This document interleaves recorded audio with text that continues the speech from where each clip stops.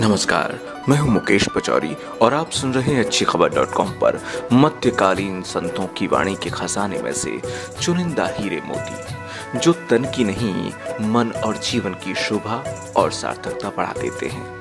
आज सुनते हैं संत कबीर की वाणी के अनमोल दोहे। अनमोल इसलिए क्योंकि इनकी दो पंक्तियों में लाइफ मैनेजमेंट के बड़े बड़े सेमिनार सिमटे नजर आते हैं और मजा ये कि इतने सरल हैं कि सीधे दिलो दिमाग में उतर जाते हैं और अगर जिंदगी में इनकी खुशबू आने लगे तो समझिए कि हमने सही राह पकड़ ली है।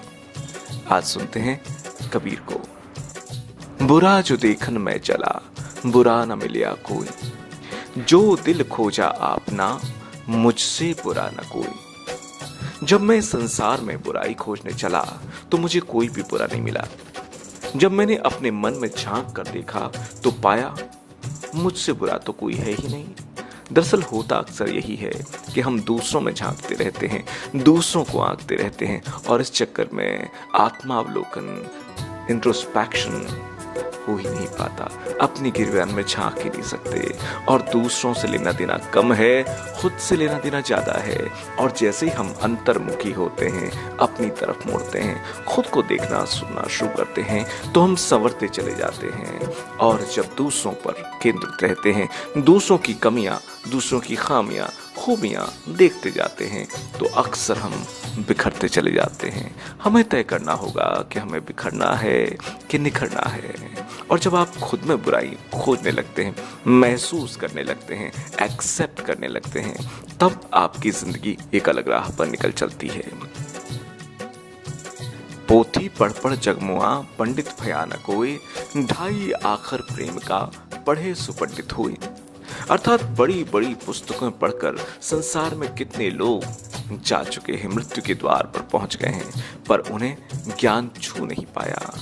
कबीर मानते हैं कि यदि कोई प्रेम या प्यार केवल ये ढाई अक्षर ही अच्छी तरह से पढ़ ले, अर्थात प्यार का वास्तविक रूप पहचान ले, तो वही सच्चा ज्ञानी होगा। और वो सच्चा ज्ञान तभी आता है जब हम इस एहसास के साथ जी पाते हैं कि जर्रे जर्रे में उसी का नूर है। हम फर्क नहीं करते, हम फासले नहीं करते, हम मंदिर नहीं जाते, मस्जिद नहीं जाते, जो सामने दिखता है उसमें उसी का नूर देखते हैं। और जब प्रेम करुणा ऐसी व्यापक फैलती है तभी वो समझ।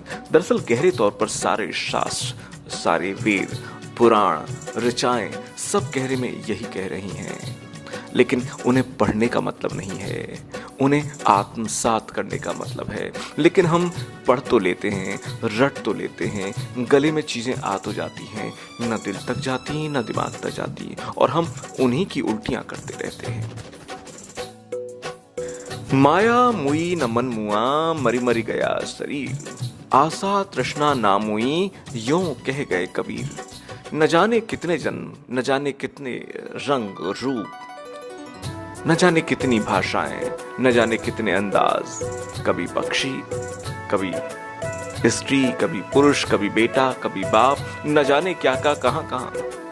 लेकिन शरीर तो मरता रहा बार बार, मन नहीं मरा, माया नहीं मरा, उम्मीद खत्म नहीं हुई, तृष्णा प्यास ललक तड़प खत्म नहीं हुई।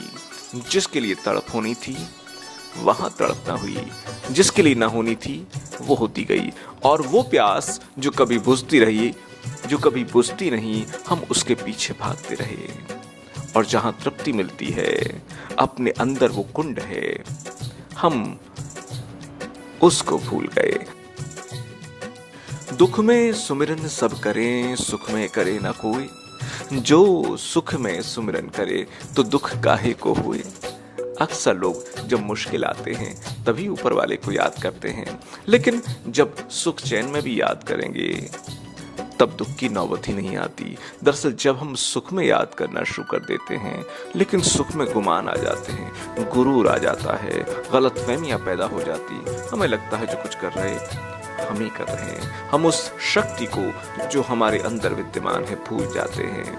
नतीजा वो याद आती है जब हम टूटने लगते हैं, जब छूटने लगते हैं, जब लगता है कि ये कराए कितने प्रयासों के बावजूद कुछ नहीं होता। लेकिन तब भगवान के पास, ऊपर वाले के पास भागना, उससे दुआएं करना। और कमाल ये है, कबीर इन 2 पंक्तियों में सारी बात को कह देते हैं कि दुख में सुमिरन सब करें, मुश्किल में तो सब याद करते हैं, सुख में करे ना कोई, लेकिन जब चैन से हैं हम धन्यवाद कब देते हैं, हम अहोभाव कब रखते हैं। जो सुख में सुमिरन करे और जो खुशी में हमेशा उसको याद रखता है, दुख में हमेशा उसको याद रखता है, वो दुख में पहुंचता ही नहीं है। वो जानता है कि सब कुछ वहीं से आ रहा है और दुख और सुख मन के भाव हैं। साईं इतना दीजिए जामे कुटुंब समाए, मैं भी भूखा ना रहूं साधु न भूखा जाए। कबीर ये कह रहे हैं कि हे ईश्वर, मुझे इतना दो जिससे मेरा गुजारा चल जाए। दरअसल मुझे चाहिए इतना, लेकिन मैं न जाने किस किस की सोच लेता हूँ। मैं जमाने की सोच लेता हूँ, मैं पीढ़ियों की सोच लेता हूँ। मैं अभी हूँ और 8वीं पीढ़ी की चिंता कर रहा हूँ, जैसे आगे वाली 7 पीढ़ियां सब निकम्मी पैदा होंगी। नतीजा बहुत सारे रोग, बहुत सारी तकलीफें, और ये तकलीफें किसी और की दी हुई नहीं है, हमारी अपनी चुनी हुई हैं। लेकिन जैसे ही हम अपनी तृष्णा को समेट लेते हैं, जैसे ही हम अपनी जरूरतों को कम कर देते हैं, जो जरूरत है कम नहीं करना है, दरअसल जो नीड है उसके लिए कोई दिक्कत नहीं है, जो ग्रीड है उसके लिए दिक्कत है। ये पूरी कायनात पर, पूरे विश्व में जो हमें चाहिए कितना चाहिए, लेकिन हम खाते कम हैं, बर्बाद ज्यादा करते हैं। कभी अंदर छुपा कर रख लेते हैं, कभी हम फैला देते हैं। और कहते भी है ना कि बहुत सारे लोग भूख से कम मरते हैं, कब्ज से ज्यादा मरते हैं, जरूरत से ज्यादा खा जाते हैं, जिसकी ललक भी नहीं, जरूरत भी नहीं खाने को, वो भी खा जाते हैं। एक विज्ञापन देखा और खा लिया, पेट ने कहा नहीं, शरीर ने कहा नहीं, मन की सुनी, मन की कही, मन की करी, और मुश्किलें बढ़ती गईं। काल करे सो आज कर, आज करे सो अब, पल में परलय होएगी, बहुर करे को कब। अक्सर हम समय को यूं ही गवा देते हैं, और जब समय हाथ से चूक जाता है, आखिरी घड़ी आती तो हमें लगता है हम पछताते हैं, हाथ मलते रह जाते हैं। आज का काल कल का परसों पर टालते हैं।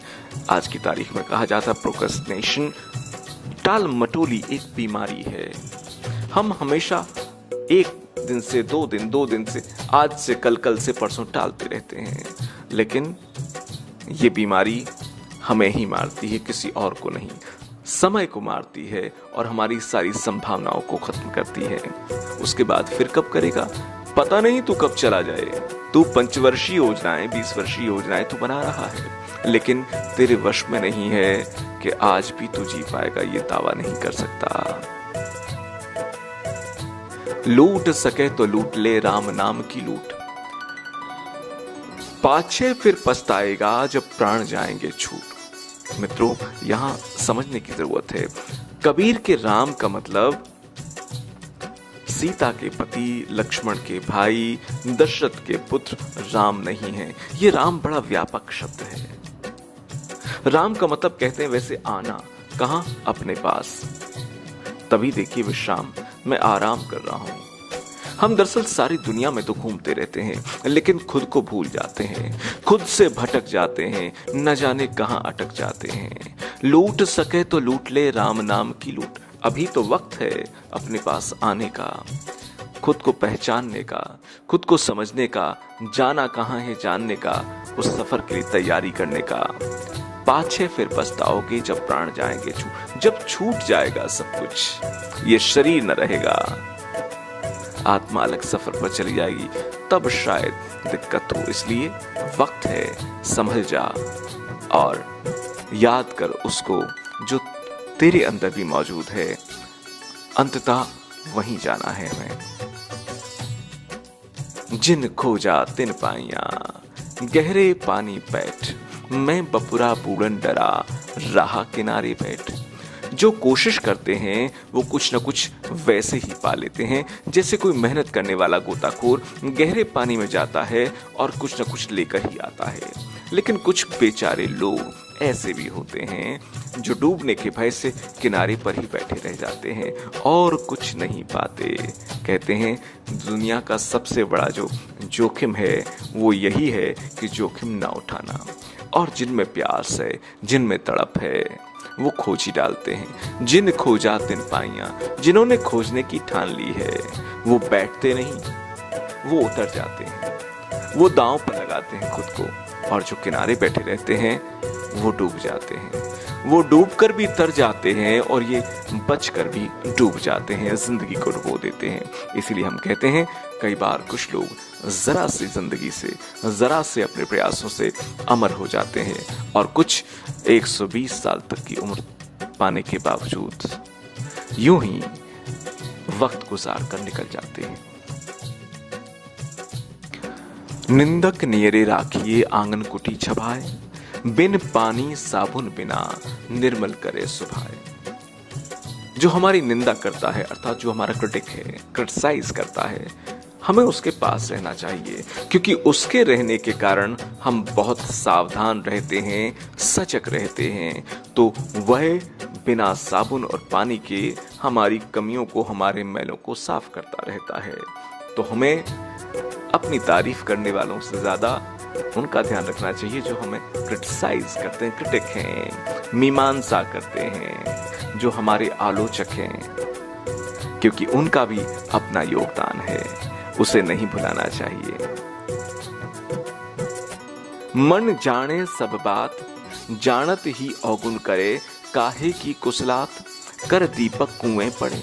मन सब बातों को जानता है, जानता हुआ भी अवगुणों में फंस जाता है। जो दीपक हाथ में पकड़े हुए भी कुएं में गिर पड़े, उसके बारे में क्या करेंगे, उसकी कुशलता का कैसे ख्याल रखा जाएगा। मन का दिया हमारे हाथ में है, ज्ञान का दिया हमारे हाथ में है, लेकिन हम उसको लेने के बावजूद, कई बार जानने के बावजूद हम गलत राहों पर चल पड़ते हैं, गलत कर्मों से जुड़ जाते हैं। अक्सर देखा होगा बहुत से लोग उठ तो जाते हैं, जाग तो जाते हैं, लेकिन आंखें नहीं खोलते, बिस्तर पर पड़े रहते हैं। ऐसे को कौन जगाएगा। मन जाने सब बात, जानत ही अवगुण करे। सब पता है उसको, लेकिन बावजूद उसके अवगुणों में फंसा हुआ है। काहे की कुसलात, कर दीपक कुएं पड़े। हाथ में दिया है और फिर कुएं में गिर रहा है, तो तुझे कौन रोकेगा। आछे दिन पाछे गए, हरी से किया ना हेत, अब पछताए होत क्या, जब चिड़िया चुग गई खेत। देखते ही देखते सब भले दिन, अच्छा समय निकलता चला गया। तुमने प्रभु से लौ नहीं लगाई, प्यार नहीं किया, समय बीत जाने पर, पछताने पर क्या मिलेगा। पहले न जगे, ठीक उसी तरह जैसे कोई किसान अपने खेत की रखवाली ही न करे और देखते ही देखते पंछी उसकी फसल को बर्बाद कर जाएं। हमारा जीवन भी ऐसा ही है। अगर हम इसकी रखवाली न करें तो फिर जो कीमती चीजें हैं, जो जीवन का अनमोल समय है, वो यूं ही चला जाता है। लेकिन तब हाथ मलने से कुछ नहीं होता। अब पछताए होत क्या, जब चिड़िया चुग गई खेत। अच्छे दिन पाछे गए, हरि से किया न हित। अच्छे दिन तो पीछे चले गए और प्रेम न किया किससे, ईश्वर से, उस परम शक्ति से जिसे हम तमाम नामों से जानते हैं। कबीर हमारा कोई नहीं, हम काहू के नाही, पारे पहुंचे नाव ज्यों, मिलके बिछड़ी जाही। बहुत खूब। इस जगत में न कोई हमारा अपना है और न हम किसी के हैं। जैसे नाव के नदी पार पहुंचने पर उसमें मिलकर बैठे हुए सब यात्रा से बिछुड़ जाते हैं, सब यात्री बिछुड़ जाते हैं, वैसे ही हम सब मिलकर बिछुड़ने वाले हैं। सब सांसारिक बंधन यहीं छूटने वाले हैं। वो घड़ी कभी भी आ सकती है और हम सब नाव, नाविक, नदी और यात्रियों की तरह हैं। मन के हारे हार है, मन के जीते जीत, कहे कबीर हरि पाइए, मन ही की प्रतीत। जीवन में जय पराजय केवल मन की भावनाएं हैं। यदि मनुष्य मन में हार गया, निराश हो गया, तो पराजय है, और यदि उसने मन को जीत लिया तो वो विजेता है। ईश्वर को भी मन के विश्वास से ही पाया जा सकता है।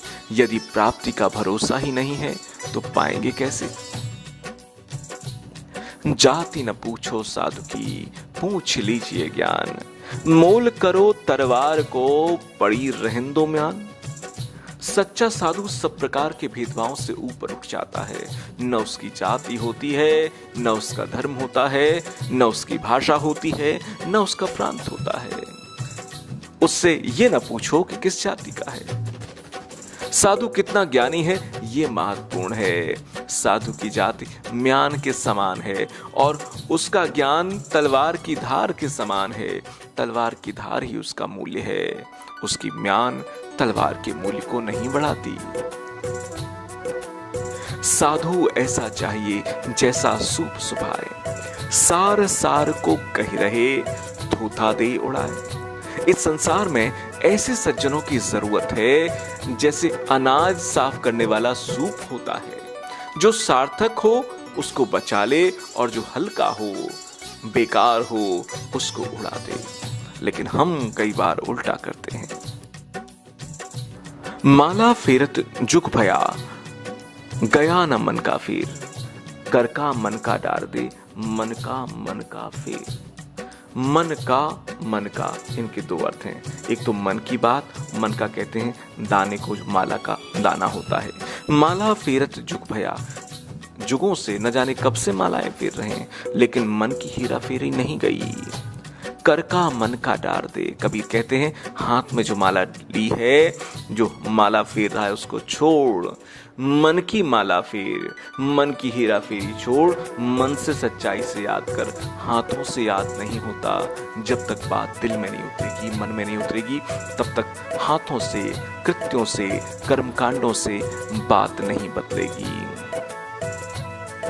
कबीरा खड़ा बाजार में मांगे सबकी खैर, ना काहू से दोस्ती, ना काहू से बैर।